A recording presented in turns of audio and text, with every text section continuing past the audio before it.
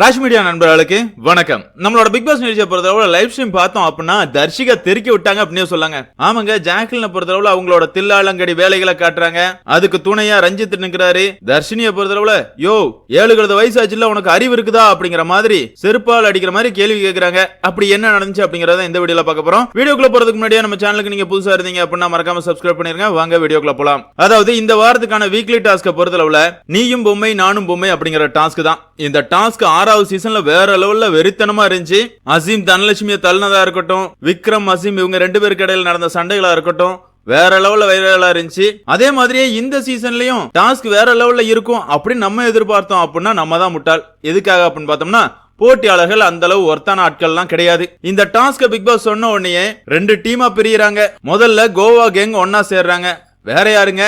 Rayon, Jeffrey, Soundarya, Jacqueline இந்த 4 பேருமே முதல்ல கூட்டணி வைக்கிறாங்க. இவங்க கூட்டணியில இன்னும் 4 பேர் சேர்றாங்க. அதாவது ரஞ்சித், பவித்ரா, அன்ஷிதா, சிவகுமார் இப்படி 8 பேர் இந்த அணில இருக்கிறாங்க. இன்னொரு சைட் பார்த்தோம் அப்படின்னா தீபக், முத்துக்குமார், மஞ்சரி, ராணவ், சாச்சனா இந்த 5 பேர் ஒரு அணில இருக்கிறாங்க. மீதி எல்லாருமே நாங்க தனியா ஆடுறோம் அப்படிங்கிற மாதிரி ஒரு முடிவுக்கு வர்றாங்க. டாஸ்க்கும் தொடங்குதுங்க. எல்லாருமே எடுக்கிற பொம்மைகளை டால் ஹவுஸ்க்குள்ள கொண்டு போய் வைக்கிறாங்க. அதே நேரத்துல தர்ஷிகா அவங்க கையில எடுத்த பொம்மையை எடுத்துட்டு நின்னுகிட்டே இருக்காங்க. அவங்க மட்டும் இல்ல, இன்னொரு சைட் பார்த்தோம் அப்படின்னா ரஞ்சித் நின்னுகிட்டு இருக்காரு. இந்த இடத்துல தர்ஷிகாவோட கையில சௌந்தர்யாவோட பொம்மை இருக்குது, ரஞ்சித் கையில ரயானோட பொம்மை தான் இருக்குது. இத நம்மளோட ஜாக்லின் பாத்துறாங்க. பார்த்த உடனே அவங்கள பொறுத்தளவுல சௌந்தர்யாவோட பொம்மையை அவுட் ஆக்கணும்னு நினைக்கிறா தர்ஷிகா. அதனால அவளை அவுட் ஆக்கணும் அப்படிங்கிற மாதிரி தர்ஷிகாவோட பொம்மையை எடுத்துட்டு வந்து ரஞ்சித் கையில கொடுத்து ரயானோட பொம்மையை கொண்டு போய் டால் போடுற இடத்துல போய் போட்டு வந்துடுறாங்க.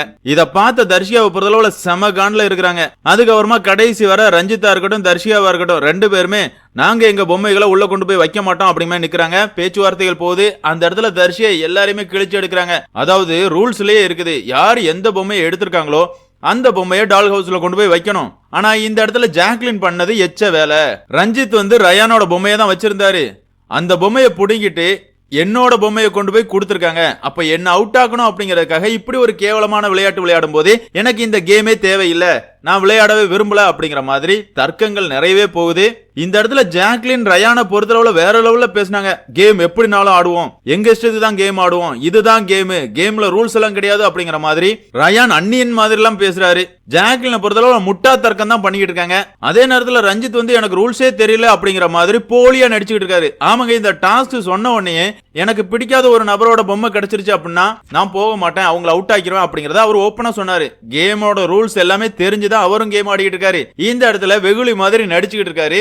ஒரு கட்டத்துல பேசி பேசி ஒரு முடிவுக்கு வரலன்னே தர்ஷிகாவை பொறுத்தளவுல அவங்க கையில இருந்த சௌந்தர்யா பொம்மையை கொண்டு போய் உள்ள வச்சிடறாங்க.